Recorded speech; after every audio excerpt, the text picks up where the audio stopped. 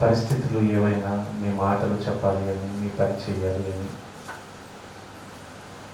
మీ ఆలోచనను ఈ దేహాన్ని మాకు ఇచ్చిన మేము నెరవేర్చాలి అని మీ కోరిక, మీ తలంపు కనుక తండ్రి. మీ పిల్లలు ఎందరో మీ మాటల కొరకు చూస్తున్నారండి. ఆశపడిన ప్రాణాన్ని తృప్తిపరుస్తానని మీరు చెప్పారు కనుక మీ బిడ్డలందరి మనస్సులను ఆయన నెమ్మదిపరిచే మీ మాటలు తెలియచేయమని ప్రార్థిస్తూ, వింటున్న మీ పిల్లలు కేవలం విని విడిచిపెట్టేవారిగా కాక, వింటున్న ప్రతి మాటను కూలంకుషంగా, క్లుప్తంగా, సందర్భానుసారంగా మీ బిడ్డలు ఆలోచించి వాస్తవాలను గ్రహించి మాలో మీరేం కోరుకుని ఈ మాటలు చెప్పిస్తున్నారో ఆ స్థితిగతులను సంపాదించుకునే కృపను ప్రసాదించమని ఈనాటి ఉదయకాలం నుంచి మాతో నడిపిస్తున్నారు తండ్రి. మిగిలిన సమయాన్ని కూడా ప్రభువా నడిపించమని మీకే అప్పగించుకుంటూ, సమస్తమును మీ చేతులకు అప్పగించుకుంటూ, మీ కృపా కాపుదల, మీ ఆత్మను తోడుగా ఉంచి నడిపించి మీ నామ మహిమార్థమై జరిగించమని యేసు ప్రభువుల వారి నామములో ఈ ప్రార్థన విన్నపములు అడిగి వేడుకుంటున్నాం తండ్రి. ఆమేన్. ప్రియులారా, దేహాన్ని ప్రేమిస్తావా దేవుణ్ణి ప్రేమిస్తావా అనే పాట విన్నప్పుడు రైట్. ఇప్పుడు ప్రభువు చెంతకు పరిసయ్యుడు అని ఒక పాట చెప్పదలుచుకున్నాను. పరిసయ్యుడు ఎవరు? పరిసయ్యులు ఎప్పుడైనా విన్నారా? ఎవరు పరిసయ్యులు? ఎవరు? వాళ్ళ క్యారెక్టర్ ఏంటి? యేసుక్రీస్తు వారి జర్నీలో వాళ్ళ పని ఏంటి? చాలాసార్లు విన్నాం కదా. ఏం విన్నాం? ఎవరు పరిసయ్యులు అంటే ఎవరు? వాళ్ళు ఏం చేసేవాళ్ళు? చెప్పాలి, మీరు చెప్తేనే పాట వదిలిపెడతాను, లేకపోతే రెండైనా వదిలిపెట్టాను. మీకు తెలుసు కదా, నేను ఇప్పుడు బలహీనంగా ఉంటాను, అప్పుడు ఎక్కువ దేవుడు ఎక్కువసేపు వాడుకుంటున్నాను. నాకైతే నమ్మకం ఉంది. మీకుందా నమ్మకం? మీకుందా? మీకు లేదు, అందుకే చిన్న జ్వరం వస్తే చర్చికి రారు. మీరంటే తెలిసినాడు కాబట్టి కూర్చొని చెప్తాను, రిక్వెస్ట్ చేసుకుని చెప్తున్నాను. అక్కడ నిలబడి చెప్పాను, నేను కూర్చొని చెప్పలేదు. ఇప్పుడు ఆ వాటర్ గ్లాస్ పట్టుకుంటే అది చేతిలోనికి నేను చూశానండి, అంత బలహీనంగా ఉంది నాకు. అట్లంతా నిద్ర లేదు. ఓకే, పరిసయ్యుడు అంటే మీరు వింటమే కానీ మీకు ఏం తెలీదు, చెప్పడం కరెక్టే. ఓకే, చెప్పేస్తాను, మిమ్మల్ని ఇబ్బంది పెట్టట్లేదు, మిమ్మల్ని అడగను. ఒక విషయం నేను లాస్ట్లో మర్చిపోతాను. లాస్ట్ టైం కూడా వంశీవాడి గురించి అలాగే మర్చిపోయా, అలిగాడు నా మీద.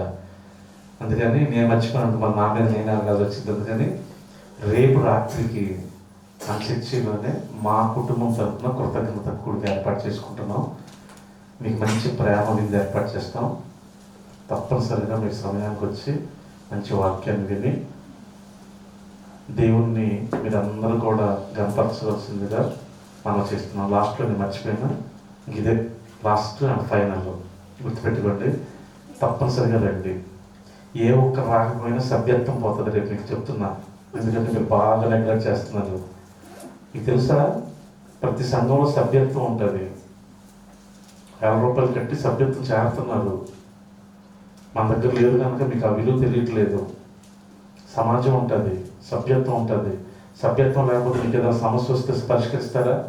పరిష్కరించరు. అసలు నిన్ను వాళ్ళ కార్యక్రమాల్లో ఆహ్వానిస్తారా? ఆహ్వానించరు. మరి ఇప్పుడు మీకు అందరూ సభ్యత్వం ఉంది కాబట్టి మనం ఏది డబ్బులతో కొనడం కనుక మీకు ఫ్రీ సభ్యత్వం. ఫ్రీగా వచ్చింది కనుక మీకేం అర్థం కావట్లేదు. వాడుకోండి, పాడు చేసుకోకండి. అదే ఈ పరిసయ్యుడు మనకు నేర్పించేది. ఏంటి పరిసయ్యుడు ఎవరు? అసలు ఈ పరిసయ్యులు ఎవరు? వాళ్ళ మానసిక స్థితి ఏంటి? వాళ్ళు ఎలాంటి ఆలోచన కలిగి ఉన్నారు? యేసు ప్రభువునే వెంబడిస్తున్నారు. ఎందుకు వెంబడిస్తున్నారు? చాలామంది పరిసయ్యులు ఉన్నారు. ఒక పరిసయ్యుని గురించి ప్రభు ఎందుకు రాయించాడు? ఆయన గురించి రాయించడం ద్వారా దేవుడు మనకి ఏమి నేర్పాలనుకున్నాడు? ఇది ఈరోజు పాఠంలోని అంశం. ప్రభు చెంతకు పరిసయ్యుడు. ఇది అర్థమైన తర్వాత నువ్వు కూడా ఇప్పుడు ఎక్కడికి వచ్చావు? ప్రభు చెంతకే వచ్చావు. వచ్చిన నువ్వు ఏం చేయాలి? పరిసయ్యుడు వచ్చి ఏం చేసాడు? ఏం నేర్పాలనుకున్నాడు పరిసయ్యుడు ద్వారా మనకి? ఈ పరిసయ్యులు, సద్దుకయ్యులు, శాస్త్రులు, ఇంకెవరు సుంకరులు, జలోతీలు. ఎప్పుడు వెళ్ళదు కదా ఈ మాట? ఎప్పుడు వెళ్ళలేదు, మీకు చెప్తాను రోజు. జలోతీలు అనే కొన్ని వర్గాలు యేసు ప్రభు వారి ప్రయాణంలో ఆయన వెంబడించిన వారిగా, ఆయన ప్రసంగాలు విన్నవారిగా మనకు కనిపిస్తూ ఉంటారు పిల్లరా. వారిలో ఈరోజు మనం పరిసయ్యుడి గురించి చెప్పుకుంటున్నాం కనుక ఈ పరిసయ్యుల క్యారెక్టర్ ఏంటంటే, వీళ్ళు దేవాలయంలో, సమాజ మందిరంలో, దేవాలయాలు వేరు, దేవాలయాల్లోనేమో సభ్యత్వము, అధికారము, సద్దుకైలు కోరుకునేవాళ్ళు. అలాగే నిర్వర్తించినట్టు కూడా మన బైబిల్లో ఉంది. పరిసయ్యులు సమాజ మందిరాలు, దేవాలయాలు క్రీస్తు పూర్వం ఉండేవి. సమాజ మందిరాలు ఎప్పుడు ఏర్పడినాయి? క్రీస్తు శకంలో. దేవాలయాల్లో ప్రధానత్వము, సభ్యత్వము, పెత్తనము, అధికారము సద్దుకైలు నిర్వర్తించేవాడు.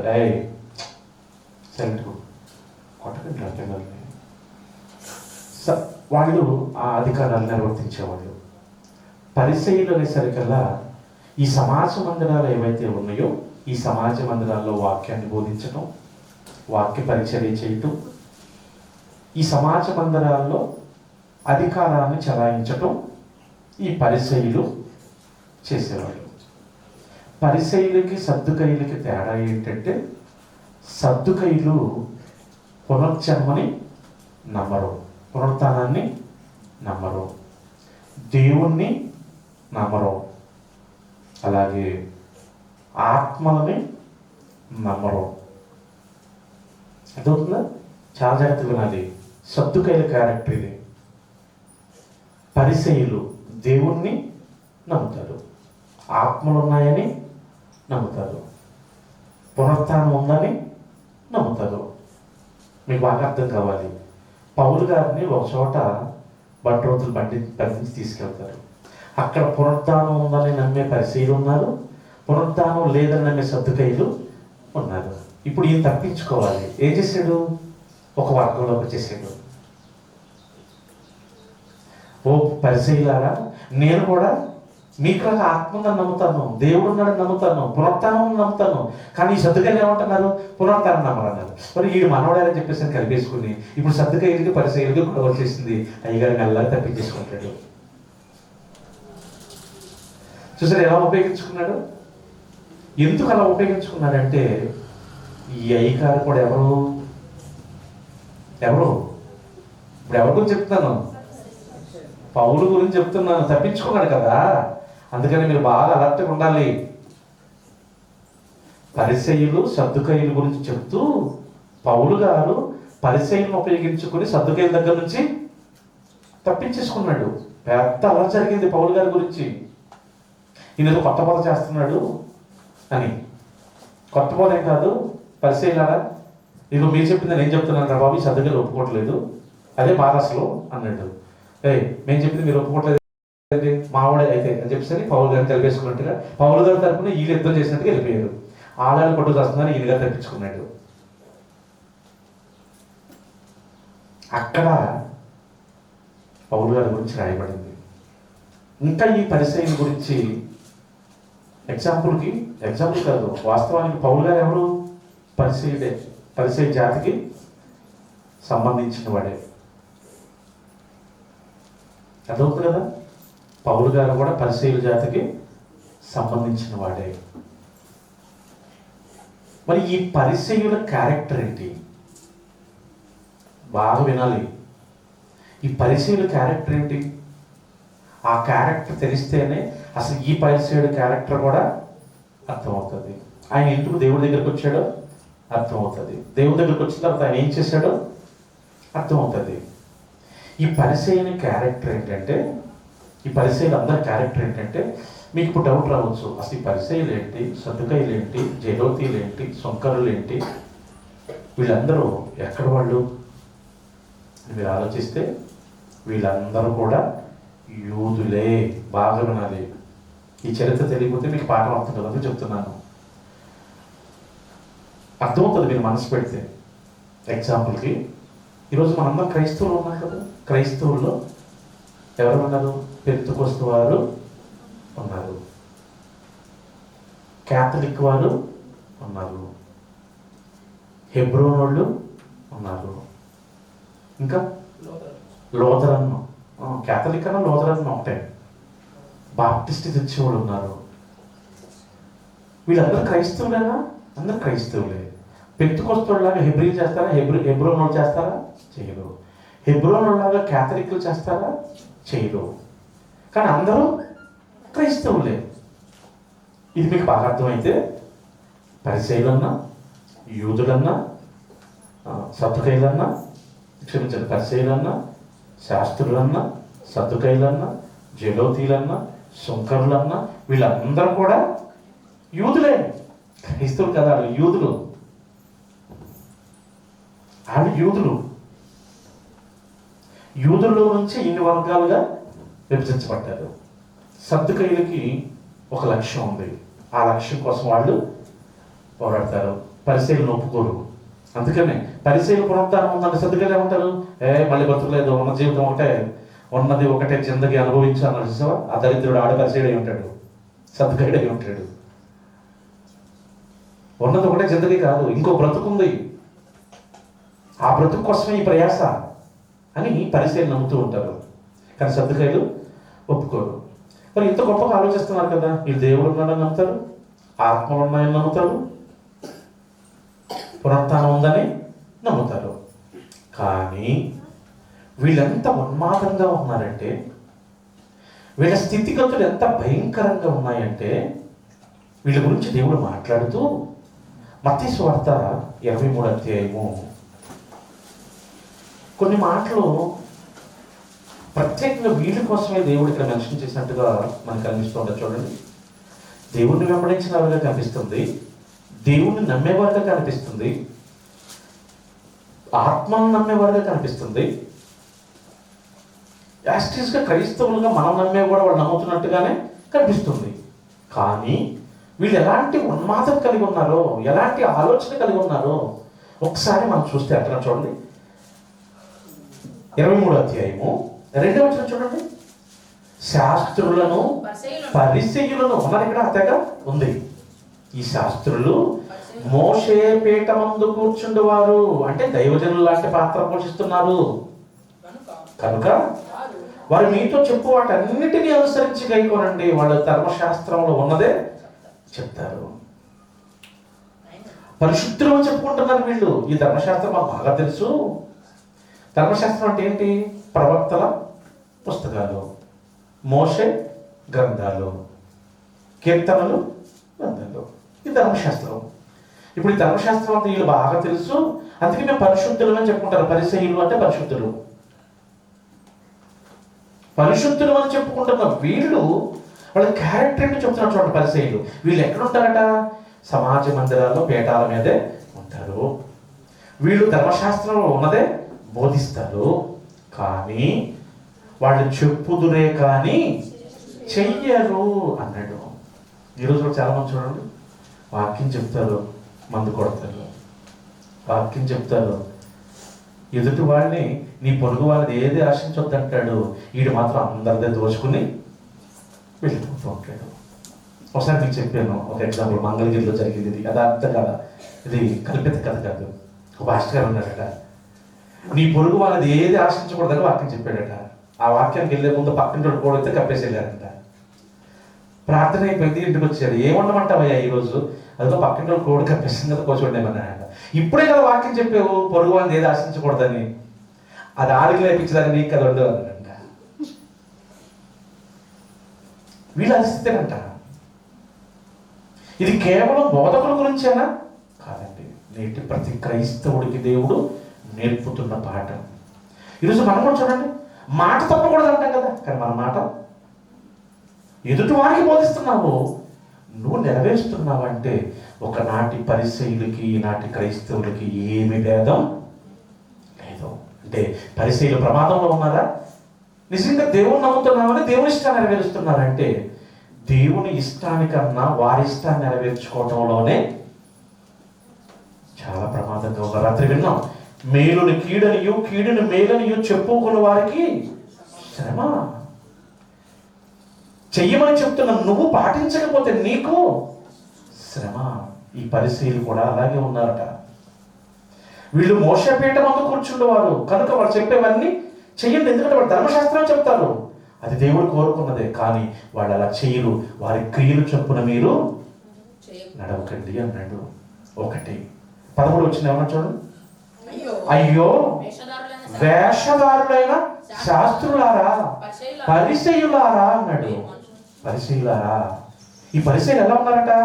వేషధారులారా. అయ్యో అన్నాడు. అంటే మనం ఎప్పుడు అంటాం అయ్యోని?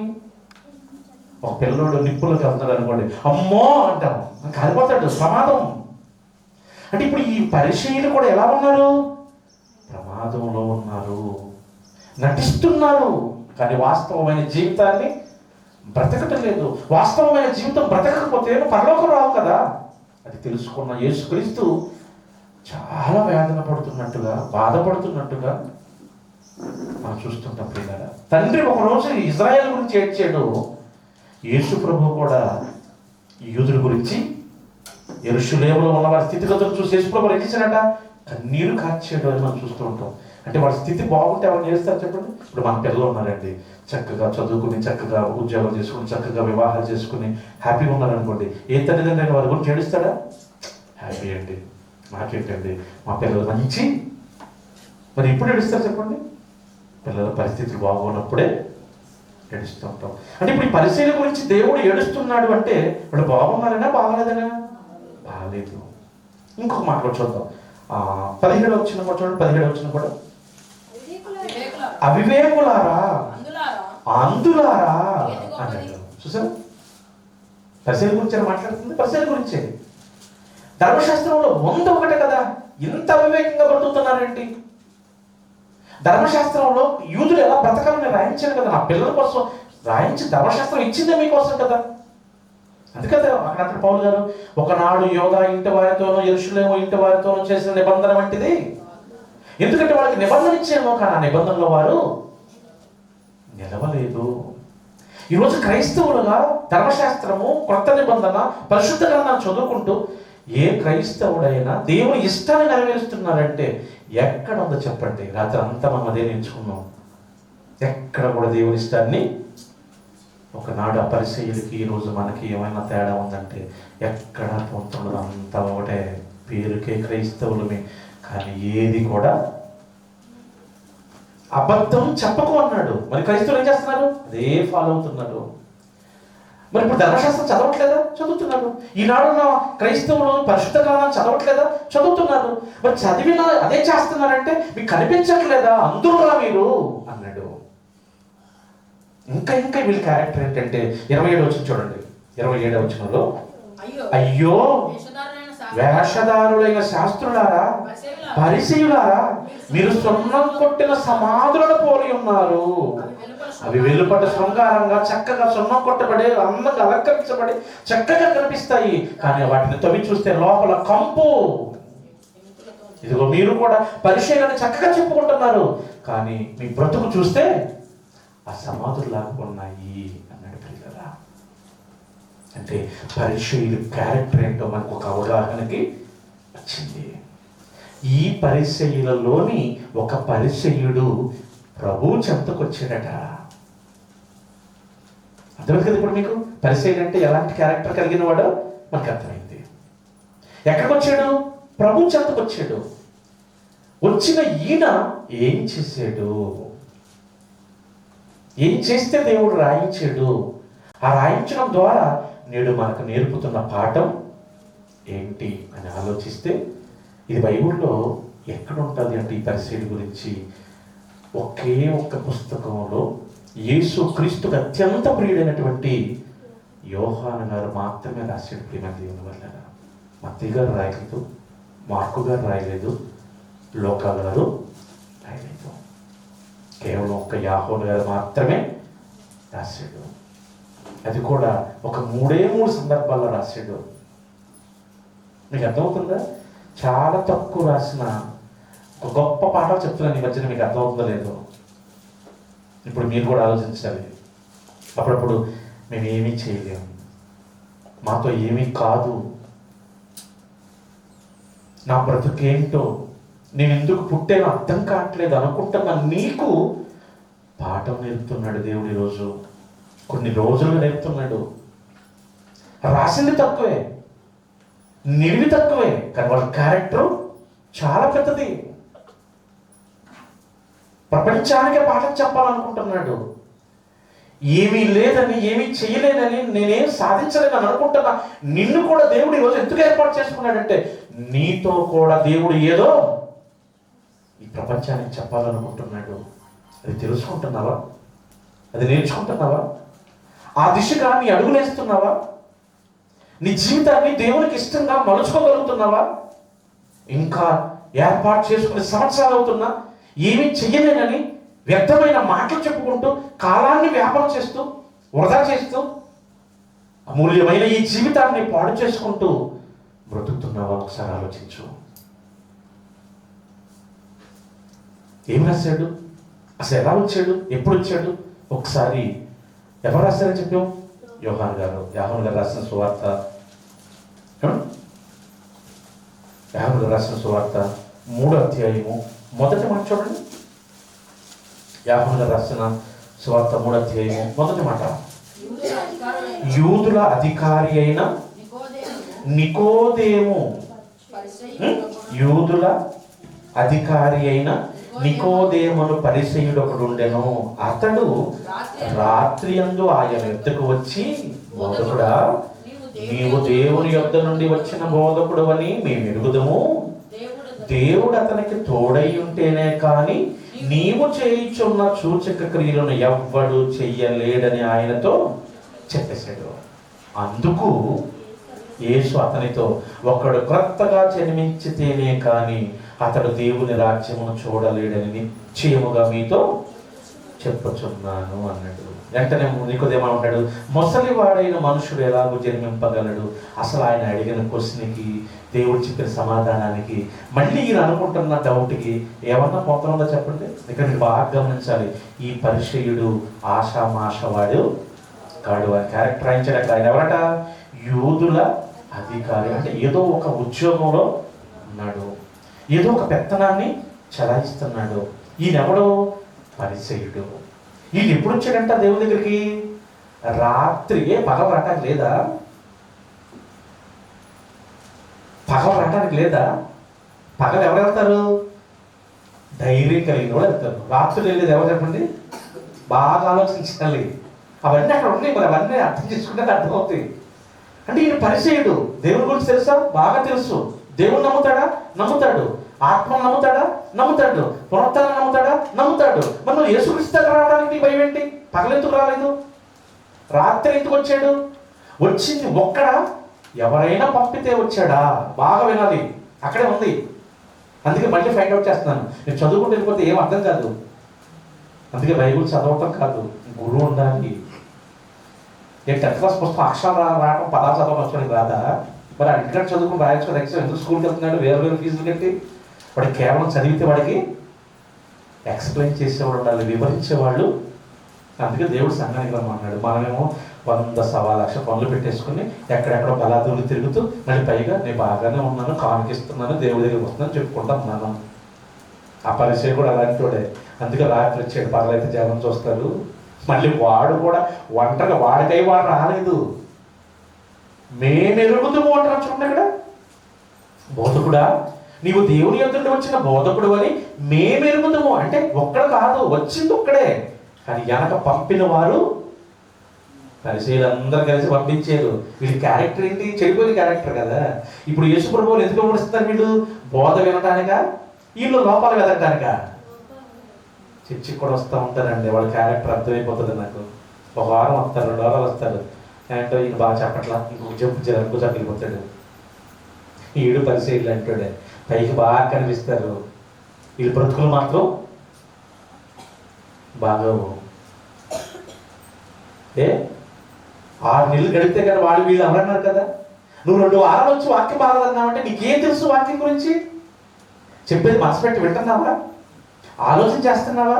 అసలు అక్కడ ఉన్నది చెప్పేది కరెక్టా కాదని ఏ రోజైనా ట్రాలీ చేసుకున్నావా? చదివావా? దాని గురించి ఆలోచించావా?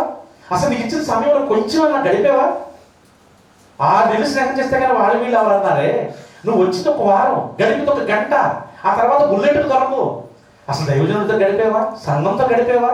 అసలు ఈ సంఘం దేవుడి కోసం ఎంత కష్టపడుతుందో, ఎన్ని ప్రయాసాలు పడుతున్నారో, ఎంత పని చేస్తున్నారో, ఎంత ఆలోచిస్తున్నారో, ఎన్ని కఠినమైన పరిస్థితులు ఎదుర్కొంటున్నారో, దేవుడి కోసం ఎన్ని త్యాగాలు చేస్తున్నారో ఈరోజు గడిపావా? గడిపితేనే కదండి అర్థమయ్యేది. ఏదో చుట్టూగా వచ్చి గంటలో చూపించి కూర్చుని వినే సమయం కూడా ఇవ్వకుండా, ఆలోచించే శక్తి నీకు లేకుండా నువ్వు వెళ్ళిపోయి ఎక్కడికో అక్కడ బాగాలన్నావంటే నీ బ్రతుకే అది బాగు చేసుకోముందు. ఎన్నో పాఠాలు చెప్తున్నాడు పిల్లలు పరిశీలి ద్వారా. ఒకడు ఉన్నాడంట, వాడు అధికారంట, వాడు రాత్రి వచ్చాడట. ఎందుకు దీన్ని ఎంత హైలైట్ చేస్తానంటే, దేవుడు కూడా తర్వాత మిగిలిన 3 చోట్ల రాసి చెప్పారు కదా. ఇక్కడ 1 చోట రాశాడు, ఇంకా 2 చోట్ల రాశాడు. అక్కడ కూడా ఆ రాత్రి సమయం వచ్చిన పరిచయుడు అని రాస్తాడు నికోదేము. ఎందుకు దేవుడు ఎంత హైలైట్ చేశాడంటే మనం ఎంత హైలైట్ చేయాలి? ఎందుకు రాత్రి వచ్చాడంటే, పగలు వస్తే వీళ్ళు దేవుణ్ణి చేరుకోలేరు. ఆయన ముందు నిలబడేది ఆ ధైర్యం వీళ్ళకి. ఒకవేళ ఏదైనా అడిగితే సమాధానం ఎక్కడ తీసుకున్నవారిది బల్ల గుద్దినట్టుగా ఉంటుంది. ఇన్నిసార్లు వీళ్ళు అడిగి వీళ్ళు ఫేస్ మాడిపోయి ఎక్కడ తప్పించుకెళ్ళిపోయే పరిస్థితులు లేవు. అలాంటిది ఎదురైతే జనంలో కూడా జరిగితే ఈ అధికారి కదా అసలే ఎంత చిన్నపోవాలి, ఎంత అవమానాన్ని కూడగట్టుకోవాలి. అందుకనే రాత్రి వచ్చాడు. అప్పుడప్పుడు ఏదైనా జరిగింది అనుకోండి, ఇది వద్దురా తల్లి చెప్పామనుకోండి, సంఘంలో చెప్పుదా, సీక్రెట్ చెప్పాలా? ఇప్పుడు ఈ పరిస్థితికి నీకేమైనా తేడా ఉందా? దేవుడు అలా రాయించాడు బైబుల్లో. ఇదిగో సంఘంలో ఎవరైనా తప్పు చేస్తే ఇతరుడు భయపడినట్లు వానిని అందరి ముందు గద్దించు, బుద్ధి చెప్పు అన్నాడు. ఇప్పుడు దేవుని ఇష్టాన్ని నెరవేర్చాలా, నీ ఇష్టాన్ని నెరవేర్చాలా? నీ ఇష్టాన్ని నెరవేర్చుకోవాలనుకుంటే నువ్వు కూడా పరిశీలి జాతికి చెందినవాడివే. దేవుడు ఎవరిని అవమానపరచడానికి కాదు, బాగు చేసుకోవడానికి. నిన్ను బాగు చేసుకోవడం ద్వారా విన్న ప్రతి ఒక్కడు మళ్ళీ ఇదే సమస్యను ఇక్కడికి తీసుకురాకూడదు. నువ్వు ఇక్కడికి వచ్చింది వినాలి, ఇక్కడికి వచ్చింది నేర్చుకోవాలి, ఇక్కడికి వచ్చిన బ్రతుకును సంపాదించుకోవాలి. సమస్యలతో ఈ సమయాన్ని కాలయాపన చేస్తే దేవుని ఉన్నతమైన మాటలు ఎప్పుడు నేర్చుకుంటావు? ఎప్పుడు సరి చేసుకుంటావు? ఎప్పుడు సమస్యలో ఉంటావా? సరి చేసుకుంటావా? ఈరోజు కుటుంబాలు కూడా నేను ప్రశ్నిస్తున్నానండి. ప్రతిరోజు సమస్య బాధపడుతున్నారా? ఎందుకు? పరిష్కరించుకునే మార్గం కదా దేవుడిచ్చాడు. అన్నీ దగ్గర ఉన్నాయి కదా.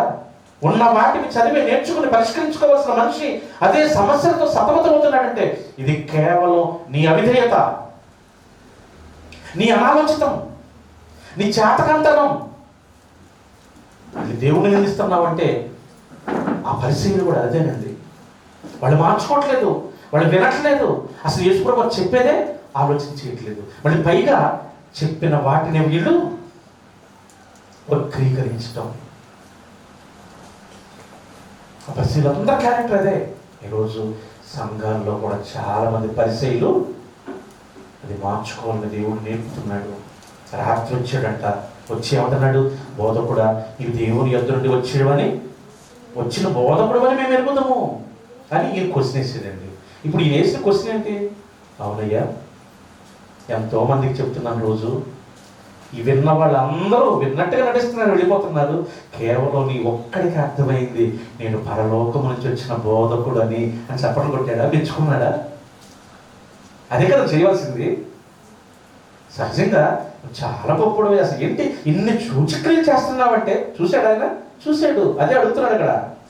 నీవు దేవుని యొద్ద నుండి వచ్చిన బోధకుడు అనియో మేము ఎరుగుదుము, దేవుడు అతనికి తోడయ్యుంటేనే కానీ చేయుచున్న సూచక్రియలు ఎవ్వడో చేయలేడని నేను చూశాను అంటున్నాడు. ఎంతో మంది ఉన్నారు. ఎవరన్నా కానీ చూసారా? ఎవరన్నా కానీ ఆశ్చర్యపోయారా? ఎవరన్నా దేవుని దగ్గర చెప్పారా? ఎవరన్నా మారారా? ఈయన ఒక్కడు చెప్తున్నాడంటే యేసుప్రభువుకి ఎంత ఆనందం అయ్యాలండి, ఎంత మెచ్చుకోవాలి. కానీ ఆయన చెప్తున్న సమాధానం ఏంటి? అందుకు యేసు అతనితో, ఒకడు క్రొత్తగా జన్మిస్తే కానీ అంటారు. చూడండి, ఆయన అడిగిన సమాధానానికి, ఆయన వేసిన క్వశ్చన్కి ఈయన చెప్తున్న సమాధానం కావాలి పొందాలని చెప్పండి. ఒకడు క్రొత్తగా జన్మించితేనే కానీ, ఒకడు కొత్తగా జన్మించితే కానీ. ఎందుకు చెప్తున్నాడు ఇవన్నీ అంటే, ఆ ముందు ఆ రెండవ అధ్యాయంలో జరిగిన వాటి అన్నిటినీ మనసులో పెట్టుకుని చెప్తున్నాడు. ఏం జరిగినాయి? అక్కడ ఒక పెళ్లికి వెళ్ళాడు కానాన్ దగ్గరికి, ద్రాక్షారసం అయిపోయింది.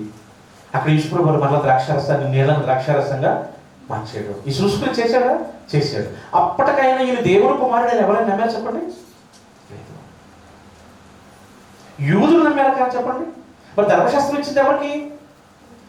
వాళ్ళకే. ప్రవక్తల పుస్తకాలు రాసింది ఎవరికి? వాళ్ళకే. కీర్తనకారులు రాసిన కీర్తనలు ఎవరికి? వాళ్ళకే. ధర్మశాస్త్రం అంతా ఎవరికి? యూదులకే. మరి ధర్మశాస్త్రమైన యూదులు కీర్తన పుస్తకాల్లో కానీ, ప్రవక్తల పుస్తకాల్లో కానీ, మరి ఆ మోషే గారు రాసిన పుస్తకాల్లో కానీ, మరి యేసుప్రభువు గారు చెప్పలేదా? చెప్పాడు. ఆయన మెస్సీగా వస్తారని చెప్పలేదా? చెప్పాడు. ఆయన మరణిస్తారని చెప్పలేదా? చెప్పాడు. 3వ రోజు లేస్తారని చెప్పలేదా? చెప్పాడు. మరి వీళ్ళు పరిశీలన అనుకుంటూ సమాజ మందిరాల్లో వాక్యాన్ని బోధిస్తూ, అదే ధర్మశాస్త్రాన్ని చదివి, అదే ధర్మశాస్త్రాన్ని వివరిస్తూ బ్రతుకుతున్న వీళ్ళకి వచ్చింది మెస్సీయ అని, ఈయన లోక రక్షకుడని వాళ్ళకి తెలీదా? తెలియలేదు ప్రియులారా. తెలిసినట్టుగానే నటిస్తున్నారు. అందుకే అంటున్నాడు, నీకు అంతా తెలుసు కదా, నువ్వు పరిచయమే కదా, మరి నీకు సమస్తం తెలియదు కదా. సమస్తం తెలిస్తే నువ్వు మారేవా? మారలేదు. కనుక నువ్వు క్రొత్తగా జన్మించాలి అన్నాడు. అప్పుడు యేసుప్రభువు స్టార్ట్ చేశాడు. మళ్ళీ కూర్చేసాడు. ఏమని కూర్చేసాడు? నేను చాలా ముసలాను కదా, ముసలి వాడైన మనుషుడు ఎలాగో జన్మింపగలడు? 2వ మారు తల్లి గర్భమందు ప్రవేశించి జన్మింపగలడా అని అడుగుతున్నాడు. అప్పుడు ఎలా జన్మించాలో 14వ వచనం చెప్తున్నా చూడండి. 14వ వచనం ఏమన్నా చూడండి. అరణ్యములో మోషే సర్పమును ఎలాగూ ఎత్తెనో అలాగుననే విశ్వసించు ప్రతి వాడును నశింపక ఆయన ద్వారా నిత్య జీవము పొందినట్లు మనుష్య కుమారుడు ఎత్తబడవలెను అన్నాడు. ఏమంతమే చెప్పండి, దీంట్లో ఏమంతమైందండి? చదువుకుంటే బాగానే ఉంది. మోషే అరణ్యంలో సర్పం ఎలా ఎత్తాడో యేసుప్రభు కూడా అలా ఎత్తబడాలని ఒక అర్థమైంది. ఏమెత్తాడు మోషే అక్కడ? దేవుని మాట వినకుండా మనుషులు తమ ఇష్టాలను నెరవేర్చుకుంటూ, అనేకులు దేవుడికి ఇష్టంగా లేక దొంగలుగా, త్రాగుడుగా, తినేవాళ్ళుగా, ఆడేవారుగా, వ్యభిచారులుగా, సణిగేవారుగా, గొడిగేవారుగా మారిపోయి దేవునికి కోపం తెప్పించినప్పుడు, ఎప్పుడైతే దేవుడు విషసర్పాన్ని పుట్టించి ఆ సర్పక కాటం ఎందరో చనిపోతున్నారో, అప్పుడు మోషేని సమాజ మందిరంలో నిలబెట్టి ఒక ఎత్తడి సర్పాన్ని చేసి ఆ సర్పానికి నమస్కరించిన వారందరూ కూడా బ్రతికించాడు. యేసుక్రీస్తుగా నేను దేవుని కుమారుడిగా నేను ఈ లోకానికి వచ్చేసరికి ఎలా ఉన్నాను? అపరాధముల చేతను, పాపముల చేతను చచ్చిన వారిగా ఉన్నాను. ఇలా ఈ అపరాధాలతో, పాపాలతో చంపబడిన ఆత్మీయంగా చనిపోయిన మీరు, అక్కడ ప్రమాదం, విపత్తు కలిగి చనిపోతున్న వారు మోషే ఆ ఇత్తడి సర్పం చేసినప్పుడు ఎలాగైతే దాన్ని చూసి దానికి నమస్కరించిన వారు బ్రతికేరో, మళ్ళా జీవాన్ని పొందుకున్నారో, మళ్ళా కొత్తగా జీవితాన్ని పొందుకున్నారో, ఇదిగో నేను కూడా చనిపోవాలి, మళ్ళా లేపబడాలి. నా యందు మీరందరూ విశ్వసించాలి. అలా విశ్వసించిన వారే నిత్య జీవాన్ని పొందుకుంటారు అని చెప్తే, ఈ మాట విన్నాడు ప్రియులారా పరిసయ్యుడు. ఈ ఒక్క మాటకి అసలు యేసు ప్రభు ఎవరో, ఎందుకు వచ్చాడో, ఆనాడు ఆ మాట విన్న ఆయన ఆ తర్వాత ఏం చెయ్యాలో సమస్తాన్ని గ్రహించేసుకున్నాడండి. ఒక రకంగా పౌలు గారు అంటాడు, యేసు ప్రభువాడు లేఖనముల ప్రకారము చనిపోవాలి, సిలువేయబడాలి, లేఖనముల ప్రకారము సమాధి చేయబడాలి, లేఖనముల ప్రకారము 3వ దినాన పునరుత్థానుడై లేవాలి, ఇది సువార్త అన్నాడా? తెలుసు కదా మనకు అందరికి. ఇది అంటే ఇప్పుడు వీళ్ళ కన్నా, శిష్యుల కన్నా ముందే ఎవరు చెప్పేశాడు? అర్థమవుతుందా మీకు? అసలు సువార్త అనే దానికి డెఫినేషన్ ఎవరు చెప్పాడు ముందుగా? యేసుప్రభు వారు ఈ పరిసయ్యుడికే చెప్పాడు. అదే కదండి అక్కడ, మోషే అరణ్యంలో సర్పమును ఎలాగో ఎత్తెనో అలాగే విశ్వసించు ప్రతి వాడు నశింపక యేసుక్రీస్తు ద్వారా నిత్య జీవం పొందినట్లు యేసు ప్రభు కూడా ఎత్తబడాలి. అంటే సువార్త చెప్పేశాడా? చెప్పేశాడండి. సువార్త విన్నాడా? విన్నాడు. విన్న ఈ పరిసయ్యుడు ఏం చేశాడు? ఇక్కడ మొదటిసారి పరిచయం చేస్తే రెండవసారి మళ్ళీ ఇదే పరిసయ్యుడి గురించి మాట్లాడుతున్నాడు యోహాను గారు. మాట్లాడుతూ అక్కడ ఏమని రాపిస్తున్నాడో ఒక్కసారి అక్కడ చదవా? యోహాను సువార్త, ఇదే యోహాను సువార్త రెండోసారి 12వ అధ్యాయం చూడండి. 12వ అధ్యాయము 45వ చూడండి. యోహాను సువార్త క్షమించండి 7వ అధ్యాయము 45వ వచనం. 7వ అధ్యాయము 45వ వచనం. రెండో మారి మాట్లాడుతున్నప్పుడు రెండోసారి ఈయన గురించి చెప్తూ 7వ అధ్యాయము 45వ వచనం.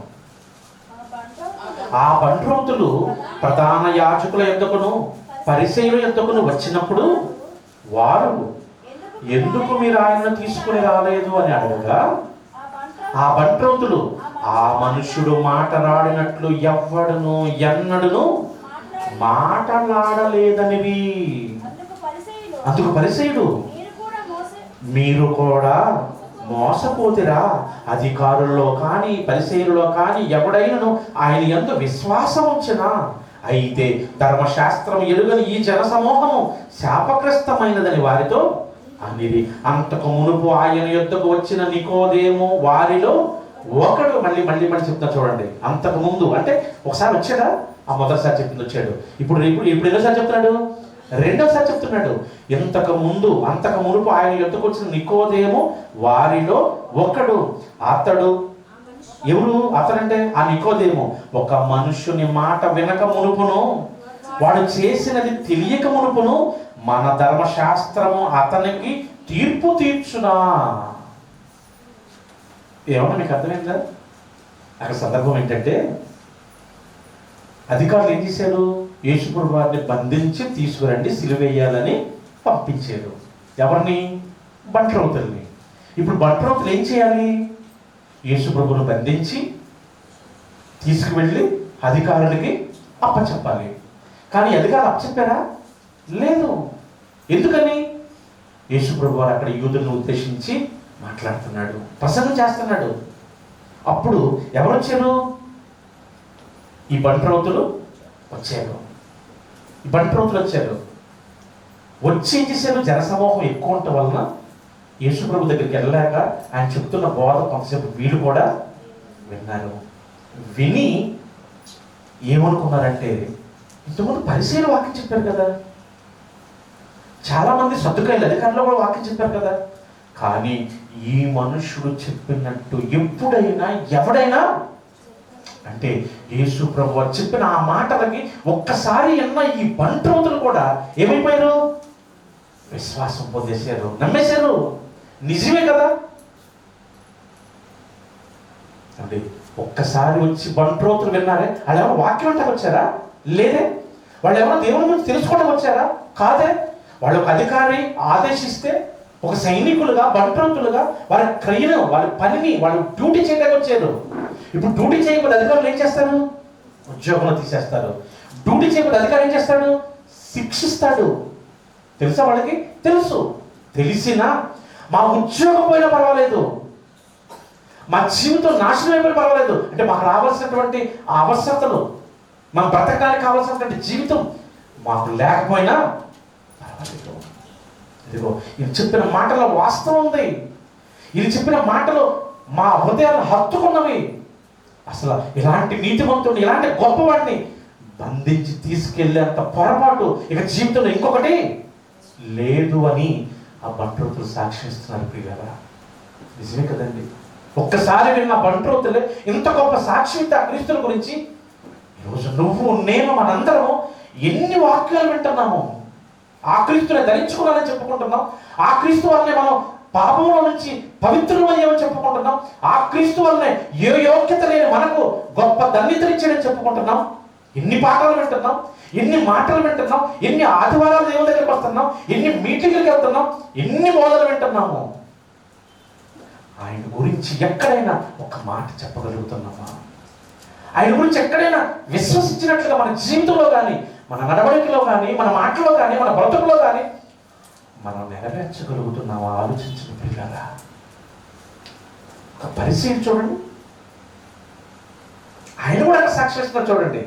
కేవలం బంట్రోతుల కథ ఇక్కడ. ఆయన కూడా ఏమో సాక్షి ఇస్తున్నారు చూడండి. 50 వచనం. అంతకు మునుపు ఆయన యొద్దకు వచ్చిన నికోదేము వారిలో ఒకడు. ఆ బంట్రోతుల్లో, ఆ యూదుల్లో ఈయన కూడా ఒకడుగా ఉన్నాడు. ఆ పరిశీలి ఉన్నారు అక్కడ. ఆ పరిశీలి ఈయన కూడా ఒకడుగా ఉన్నాడు. ఈయన అంటున్నాడు, ఒక మనుష్యుని గురించి ముందు వినక మునుపు, ఆయన చేసినది తెలుసుకొనక మునుపు. మీరేంటి ఆయన్ని బంధించాలని చూస్తున్నారు? ఆయన చంపాలని చూస్తున్నారు? ఆయన ఎక్కడ ఇరికించాలని చూస్తున్నారేంటి? ఆయన చేసిన అద్భుతాలేంటి? అన్నం పెట్టడం చేసిన పాపమా? పుట్టు గుడ్డు వాడిని బాగు చేయటం ఆయన చేసిన పాపమా? బట్టలు లేనివాడికి బట్టలు ఇవ్వడం ఆయన చేసిన పాపమా? సమాజాన్ని ఉద్ధరించడం ఆయన చేసిన పాపమా? ధర్మశాస్త్రం ఏం చెప్పింది? అదే కదా చేయమంది. నిన్ను వలె నీ సహోదరుని ప్రేమించు, నీ కోసం నువ్వు బ్రతకకుండా ఎదుట వాని కొరకు బ్రతుకు. నువ్వు తెలుసుకున్న ఈ మహా జ్ఞానాన్ని నీ ముందున్న వాళ్ళకి చెప్పి అనేకులు దేవుని వైపు. అదే కదా ఆయన చేస్తున్నాడు. ధర్మశాస్త్రం తెలుసని చెప్పుకుంటున్నారు, పరిశీలన చెప్పుకుంటున్నారు, సమాజ మందిరాల్లో బోధిస్తున్నారు. అసలు ఆయన ఏం చేశాడో, ఆయన ఏం చెప్పాడో వినకుండా, ధర్మశాస్త్రం మీరు పాటించకుండా ఆయనకు తీర్పు తీర్చడం అసలు తగునా? ఏం చేశారని తీర్పు తీరుస్తారు? దేవుడు చేసిన పనులకి, దేవుడు చేసిన న్యాయానికి, దేవుడు చేసిన సూచక్రియలకి అధికారుల్లో కూడా చాలా మంది విశ్వసించారటండి. ఈరోజు లేరా చెప్పండి? ఈరోజు కూడా చాలా మంది ఉంటారండి. ఇష్టపడి మాకు ప్రాణం అండి. అప్పుడప్పుడు మనం మీటింగ్ చేస్తున్నాం కదా, కొంతమంది నాకు ఫోన్ చేస్తారు, అయ్యా ఇదిగో నీ ఫోన్ నెంబర్ ఇదేనా, 2000 కొడుతున్నా, 1000 రూపాయలు కొడుతున్నా, ఈ దేవుని మందిరానికి, దేవుని పనికి వాడు. అయ్యా మరి మీరు రావచ్చు కదా. లేదు లేదయ్యా, మేము వస్తే మా ఆచారాలు, మా కట్టుబాట్లు, మా పెద్దలు మమ్మల్ని,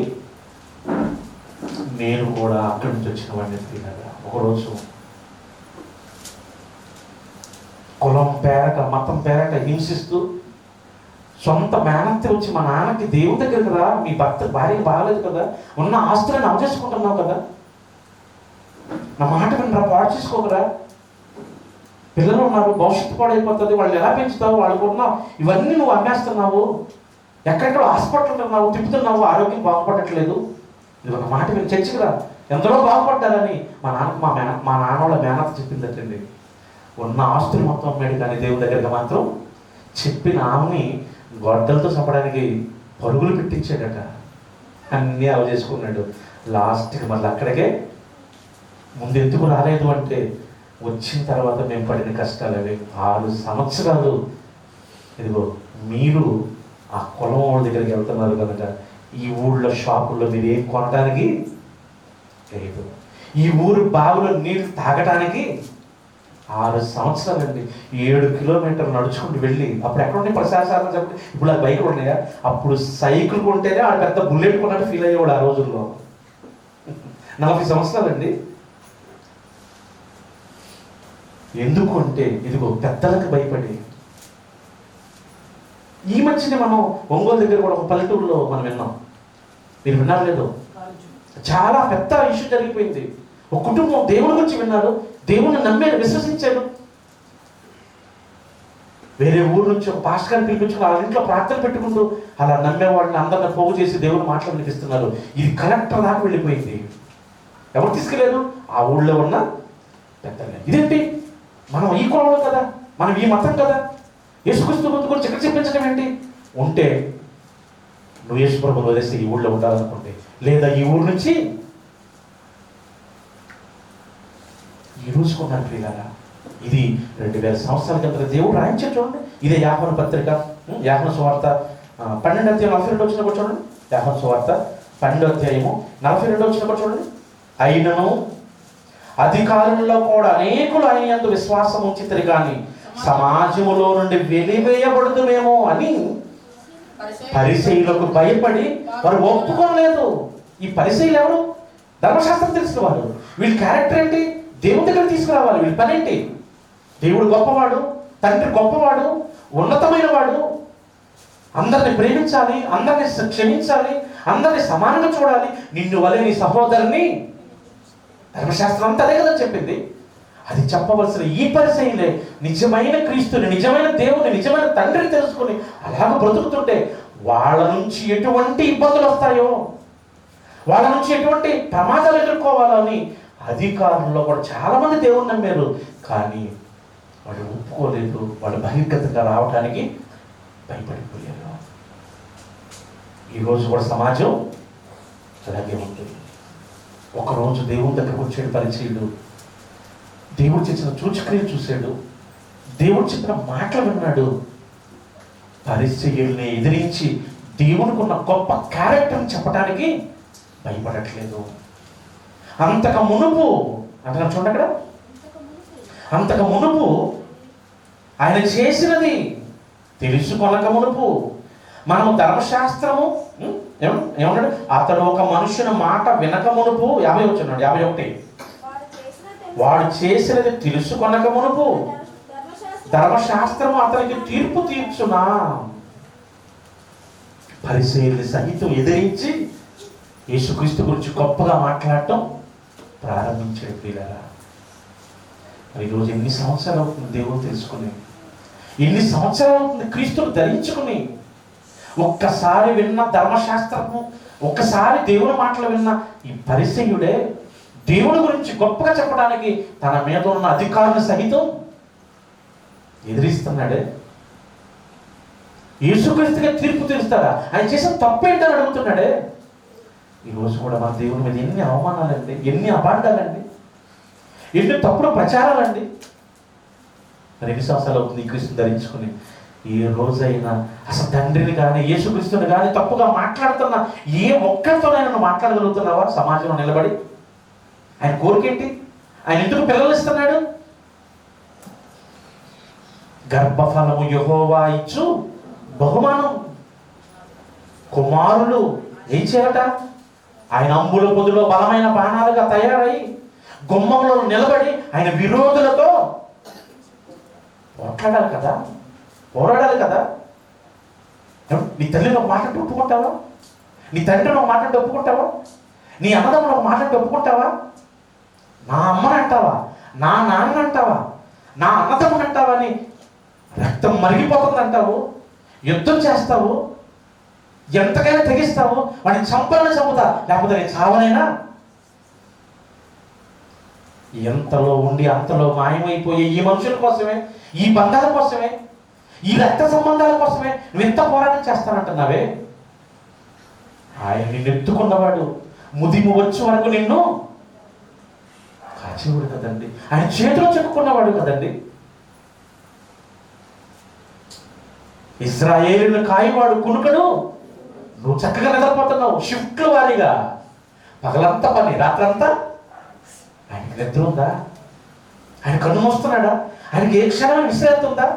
ఎవరి కోసం? మన కోసం కదా, నీ కోసం కదా, నా కోసం కదా, మనందరి కోసం కదా. ఆ మహనీయుడి కోసం ఈరోజు సమాజంలో ఇంత దౌర్భాగ్యపు మాటలు మాట్లాడుతున్నారే. దేవుని పక్షాన, నీకు జన్మనిచ్చిన ఆ దేవుని పక్షాన, నీ తండ్రి పక్షాన నువ్వు నిలబడి అమోఘంగా మాట్లాడే వారి నోళ్ళు మూయించడం అని చిత్తం కదా. ఏ రోజైనా అది నెరవేర్చేవా? ఈ నికోదేములు అదే నేర్పిస్తున్నాడు. ప్రియులారా, ఒక్కసారి రాత్రిపూట వెళ్ళి ఆయన చేసిన అద్భుతాలు, ఆయన మాట్లాడిన మాటలు విన్న ఈ నికోదేము ఎంత గొప్పగా మాట్లాడుతున్నాడే. మన జీవితాల్లో దేవుడు ఎన్ని అద్భుతాలండి. మాకేం చేశాడు అంటారా మీరు?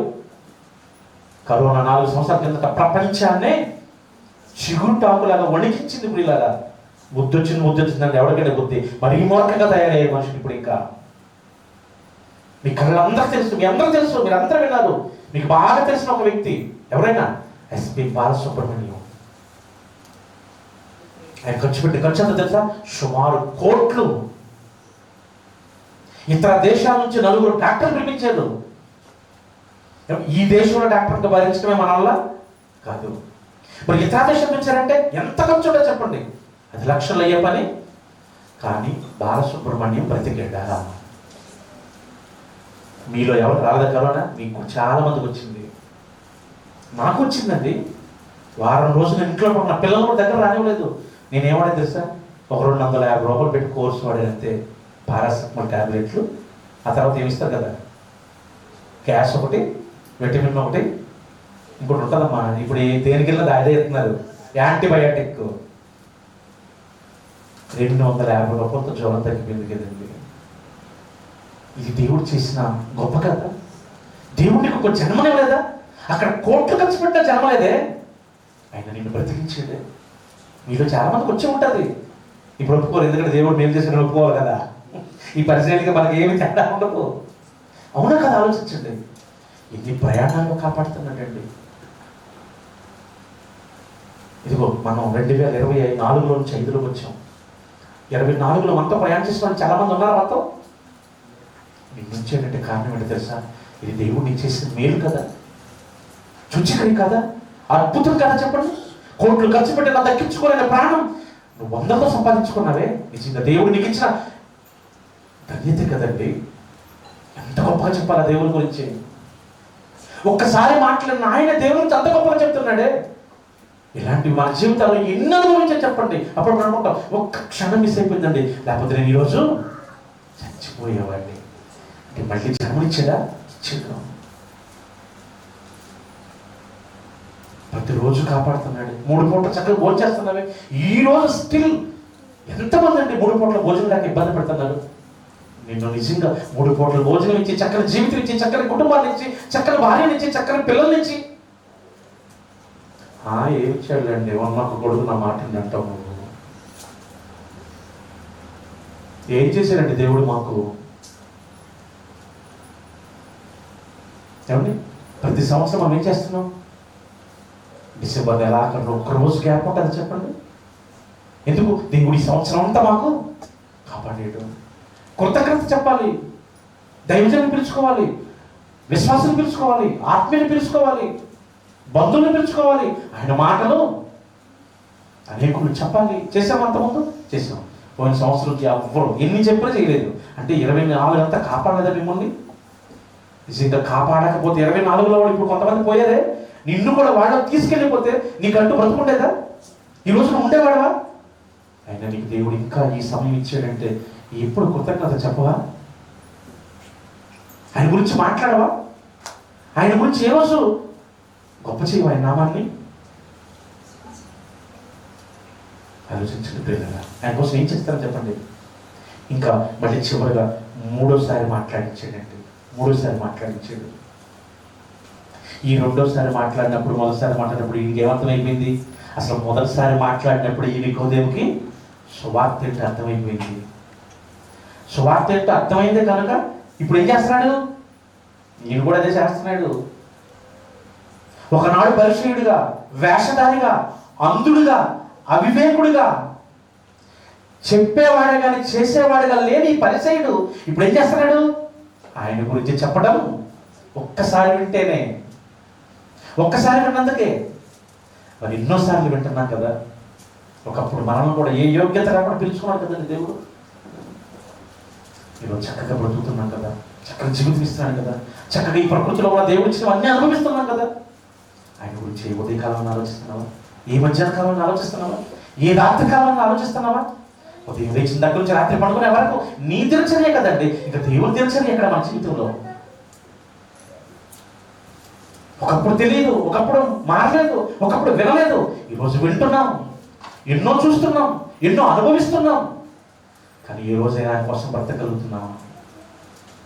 ఈ విన్న ఆయన సువార్త చేయడం ప్రారంభించాడు. ఇది 2వసారి మాట్లాడేసరికి, ఇంకా 3వసారి మాట్లాడేసరికి ఏం చేస్తున్నారు చూడండి. 3వసారి మాట్లాడేసరికి ఏం చేస్తున్నారు చూడండి. సమయం అయిపోతుంది కదా, ముగించేస్తాను ఒక మాటతోనే. యోహాను సువార్త 19వ అధ్యాయం చూడండి. 19వ అధ్యాయము, యోహాను సువార్త 19వ అధ్యాయము 38, 39 వచ్చిన చూడండి. 38, 39. అటు తరువాత యూదుల భయము వలన రహస్యముగా యేసు శిష్యుడైన అరిమతయి యోసేపు తాను యేసు దేహమును తీసుకొని పోవుటకు పిలాతు వద్ద సెలవు అడిగను. పిలాతు సెలవిచ్చెను కనుక అతడు వచ్చి యేసు దేహమును తీసుకొని పోయెను. మొదటి రాత్రి వేళ ఆయన యొద్దకు వచ్చిన నికోదేము కూడా బోళముతో కలిపిన అగరు రమారమి 150 సేర్ల ఎత్తు తెచ్చెను. అంతటా వారు యేసు దేహము ఎత్తుకొని వచ్చి యూదులు పాతి పెట్టుట మర్యాద చొప్పున సుగంధ ద్రవ్యములు వానికి పూసిన అరబట్టను చుట్టేది. ఆయనను సిలువ వేసిన స్థలంలో ఒక తోట ఉండను. ఆ తోటలో ఎప్పుడు ఊహించని క్రొత్త సమాధి ఒకటి ఉండెను. అక్కడ విన్నాడు, ఇక్కడ స్వార్థ చేశాడు, ఇక్కడ ఆయన కొరకు తన కష్టార్జితం తీసుకొచ్చేసాడు. ఆ సిచ్యువేషన్ ఏంటి? అసలు ఈ అరిమతయ్య యేసేపు అనేవాడే భయపడుతూ వెళ్ళి పిలాతు దగ్గర నగర సంపాదించుకున్నాడు. అప్పటి వరకు యేసు ప్రభువుని వెంబడించిన శిష్యులందరూ ఎక్కడికి వెళ్ళిపోయారు? ఆయన వదిలిపెట్టి వెళ్ళిపోయారు. ప్రభువా, నీకు అసలు ఈ సిచ్యువేషన్ రాకూడదు, అసలు నీకు సిలువ వేయకూడదు, అది నీ నుండి దూరం అవును కాక, ఎందుకయ్యా సైతాన్ అలా మాట్లాడుతున్నావు? నువ్వు నాకు చాలా ఇష్టం అయ్యా అన్నాడు. నువ్వు నా ప్రాణం అన్నాడు. ఎవరు? పేతురు. నిలబడ్డా? ఒక చిన్నది వచ్చింది, ఇది వీడు కూడా వాళ్ళతో తిరిగాడు, నేను చూసాను అంతే. లేదు అసలు ఆయన ఎవరో తెలియదు అన్నాడు. ఆయనతో వెంబడించిన ఒక్కడు కూడా ఆయనతో లేరు. కానీ మళ్ళీ ఎవరు ఎంటర్ అయ్యారు? అదే విషయం చెప్తున్నాడు. మొట్టమొదటి ఎలా వచ్చాడు? ఒక దొంగలాగా భయపడుతూ, నలుగురు ఏమనుకుంటారో, ఎక్కడ అవమానం జరుగుతుందో దేవుడితో మాట్లాడతాని భయపడుతూ, గజగజ వణుకుతూ, ఎవరో పంపిస్తే వచ్చిన ఈయన ఆయన మాట విన్నాడు, ఆయన సూచక్రియలు చూశాడు, ఆయన గురించి సువార్త చెప్పాడు. ఇప్పుడు ధైర్యంగా ఆయన సమాధి దగ్గరకే, ఆయన శవం దగ్గరికి వచ్చాడు. ఆయన అనుకున్న వాళ్ళు, వెంబడించిన వాళ్ళు విడిచిపెట్టేశారు. ఆయన శిష్యులు చెప్పుకున్న వాళ్ళు పారిపోయారు భయంతో. కానీ ఆ మొదటి రాత్రి వచ్చాడు. చూసా మళ్ళీ అంటున్నాడు అక్కడ. రెండోసారి చెప్పినప్పుడు ఏమన్నాడు? ఆ మొదటి రాత్రి వచ్చిన వాడు అన్నాడు. మళ్ళీ మూడోసారి చెప్తూ ఉంటే కూడా ఆ మొదటి రాత్రి వచ్చినవా. నికోదేము కూడా బోళముతో కలిపిన అగరు రమారమి 150 షేర్లు. చూడండి అక్కడ క్వాంటిటీ కూడా చెప్తున్నాడు. అని ఆషామాషి తీసుకురాలేదు, ఘనముగా దేవుని కోసం తెచ్చాడు. పరిస్థితులు ఏమైనా, ప్రాణ భయం ఉన్నా, ఇది ఈయన కూడా యేసు ప్రభువుని వెంబడించాడంటే ఇప్పుడు నికోదేము కూడా ఏం చేస్తారు? సిలువేస్తారు, చంపేస్తారు. అయినా 3.5 సంవత్సరాలు వెంబడించారు. శిష్యులు రాకపోయినా ఇప్పుడు ఒక్కసారి ఆయన మాటలు విన్న ఈ నికోదేము ఆయన సమాధి దగ్గర కూడా ఉన్నాడు. పిల్లలు ఒకసారి ఆలోచించండి. ఎన్నిసార్లు వింటున్నాం దేవుని గురించి, ఎన్ని సూచక్రియలు చూస్తున్నాం మన జీవితంలో మనం అనుభవించలేదా? ఇక్కడ మన అందరం ఏదో ఒకప్పుడు అనుభవించలేదా? ఎన్ని విపత్తుల నుంచి కాపాడేయడం,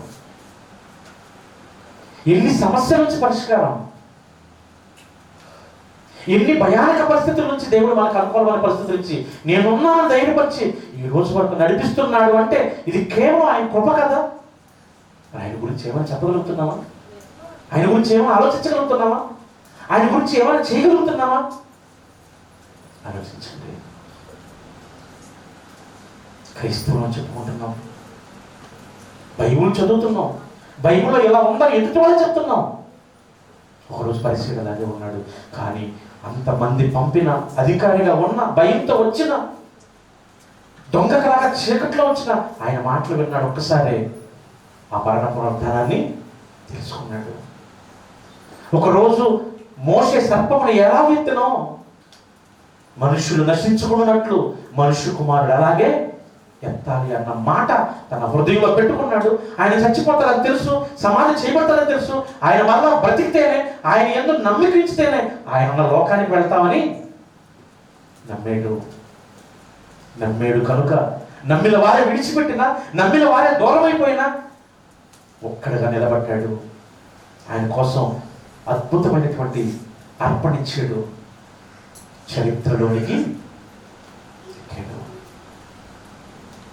నిజంగా ఏ యోగ్యత లేకుండా ఒకరోజు నువ్వు నీళ్ళతో బాప్తిసం తీసుకున్న ఒక రోజు ఎలాగో తిరిగాం, ఎలాగో బ్రతికాం, యోగ్యత లేని వారిగా, పాపంతో, శాపంతో చచ్చిన వారిగా ఉన్న మనల్ని మళ్ళా దేవుడు జీవం ఇచ్చాడు, ఎన్నిక చేశాడు.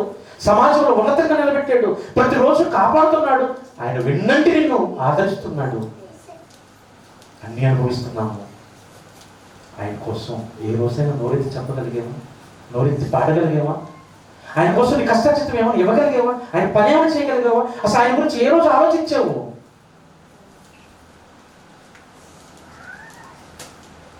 ఒక్కసారి ఎన్న ఆయన అంత గొప్పగా చెప్పాడే, ఒక్కసారి ఎన్న ఆయన ఆ మరణ పునరుత్థానాన్ని తెలుసుకుని గొప్పగా బ్రతికాడు, గొప్పగా ఇచ్చాడు. ఆయన నమ్ముకున్న వాళ్ళు విడిచిపెట్టి ఆయన వెంబడించాడు. ఈరోజు ఆయన కోసం వెంబడిస్తున్నావా? బుధవారం వస్తే శనివారం రావు, శనివారం వస్తే ఆదివారం రావు. ఓ దౌర్భాగ్యపు సంగతి ఏంటంటే మనం కుటుంబ ప్రార్థన పెట్టుకుంటే అందరూ రావాలి అని, అందరూ రమ్మని చెప్పు, అందరూ రమ్మని చెప్పు. వేరే కుటుంబ ప్రార్థన పెడితే నువ్వే ఉన్నావు అక్కడ.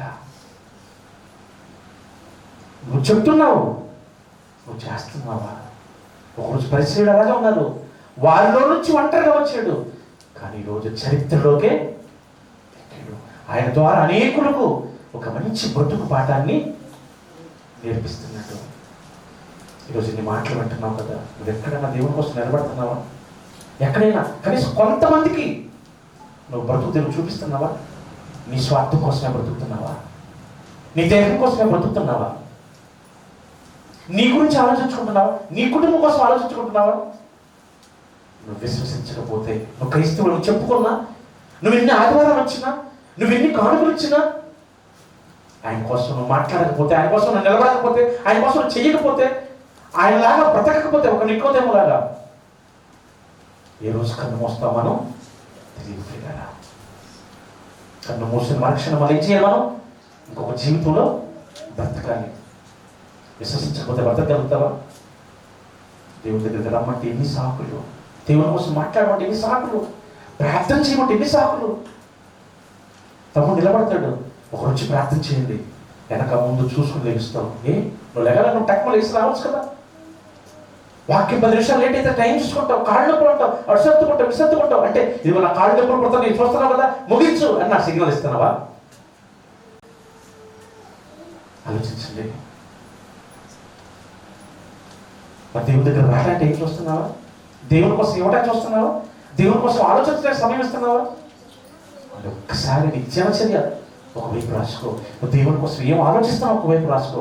అసలు దేవుని కోసం ఏం ఆలోచిస్తున్నావు రాసుకుంటా అనుకుంటారా? చెప్పండి. మన కోసం అయితే నిండిపోతుంది లిస్టు. అలా ఒకరోజు పరిశీలిలాగా బ్రతుకుతున్న మనకు ఇదిగో ఒక పరిశీలుడు ప్రభు చెంతకు వచ్చాడు. ఈ వచ్చిన పరిశీలుడు ఏం చేశాడు? విన్నాడు, ఆలోచించాడు, దేవుని కోసమే మాట్లాడాడు, దేవుని కోసం తన తనలను చాలించాడు. ఈరోజు క్రీస్తును ధరించుకున్న మనం అసలు ఎవరి కోసం బ్రతుకుతున్నాం? ఎవరి కోసం ఆలోచిస్తున్నాం? ఎవరి కోసం ఏం చేస్తున్నాం? మన పిల్లల కోసం తలతాకట పెడతాం, మన పిల్లల కోసం ఉన్న ఆస్తులు అమ్ముతాం, మన పిల్లల కోసం అవసరమైతే ఎన్ని అబద్ధాలైనా దేవుడి కోసం ఏ రోజైనా ఆలోచిస్తున్నావా? అదే కదా దేవుడి కోరిక. ఇది నువ్వు తెలుసుకున్నావు ఈ సత్యం. కొంతమందినైనా రక్షించవా? కొంతమందినైనా కాపాడవా? అసలు నువ్వే ఎక్కడున్నావా అర్థం కాని విషయం. ఇంకో మనమే కాపాడతాను చెప్పండి. ఈ మధ్యాహ్న కాలం నికోదేము గురించి ఆలోచించండి. ఒకరోజు పరిశీలిలో ఉన్నాడు ఒకడుగా, భయానం దేవుని దగ్గరకు వచ్చాడు. ఆ పరిశీలన రాలేదా? వచ్చారు, కానీ వాళ్ళ మార్పు ఉందా? లేదు. కానీ ఈ పరిశీలుడు నికోదేముకి ఆలోచించాడు, విశ్వసించాడు, దేవుని గురించి చెప్పాడు, దేవుని గురించి చేశాడు, దేవుని గురించే చెప్పాడు. ఈరోజు దేవుని నమ్మి నువ్వు ఎవరి కోసం ఏం చేస్తున్నావు? ఎవరి కోసం బ్రతుకుతున్నావు? ఎవరి కోసం బ్రతకాలి అని నేర్పేదే ఈ నికోదేము మనకు నేర్పే పాఠం. అందుకే ప్రభు చెంతకు వచ్చిన పరిచయుడు. మరి నువ్వు వచ్చావు కదా, మరి పరిచయుడులాగా ఏ రోజున బ్రతుకుతున్నావా? ఇంకా ఆ పరిచయుడు సమూహం లాగానే ఉన్నావా? ఒకవేళ ఉంటే ఈ నికోదేము అనే పరిచయం చూసైనా మార్చుకో, ప్రార్థన చేసుకున్నాం. తండ్రి మీకు వందనాలు ఆయన. ఈ ఆదివారపు ఆరాధనలతో, మీ సన్నిధి సహవాసంతో, ప్రార్థనలోను, అపోస్తుల బోధలోను మమ్మల్ని నిలిపేవు తండ్రి. ఇంతవరకు నాయన మీ నామానికి మహిమకరంగా మమ్మల్ని నిలబెట్టుకున్నారు. మీ పిల్లలు కూడా నాయన మీ మాటలు శ్రద్ధతో విని మరి మనసునిచ్చారు తండ్రి. కేవలం విని పరిశీలి వలె విడిచిపెట్టి బ్రతికేవారుగా కాక, అందులుగా కాక, అవివేకులుగా కాక, వేషధారులుగా కాక తండ్రి, ఆ వేషధారుల్లో నుంచే వచ్చాడు ఒక మహనీయుడు నికోదేము. తన బ్రతుకును మార్చుకున్నాడు, తన భవిష్యత్తును తెలుసుకున్నాడు. ఎవరి యందు విశ్వాసం ఉంచితే మనిషి బ్రతుకుతాడో నశింపక అర్థమైపోయింది. తన జీవితాన్ని కంప్లీట్గా మార్చుకుని నీవు కోరుకున్నట్లుగా మార్చుకున్నాడని మాకు నేర్పించారు తండ్రి. ఇదిగో మీ మాటలు మీ పిల్లలు కూడా విన్నారు. అనేక మంది పరిశీలన వలె విని విడిచిపెట్టి విశ్వాసం ఉంచకుండా అధికారులకో, ధనానికో, బ్రతుకుకో, సమస్యలకో భయపడి నిన్ను ఒప్పుకునేవాడిగా కాకుండా,